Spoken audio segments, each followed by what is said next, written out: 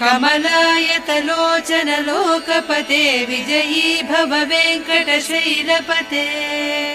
सचतुर्मुख षण्मुख पञ्चमुख प्रमुखाखिल दैवत मौलिमणे शरणागत वत्सल सारनिधे परिपालय मां वृषशैलपते अतिवेलतया तव दुर्विषहैरनुवेल कृतैरपराधशतैः भरितं त्वरितं वृषशैलपते परया कृपया परिपाहि हरे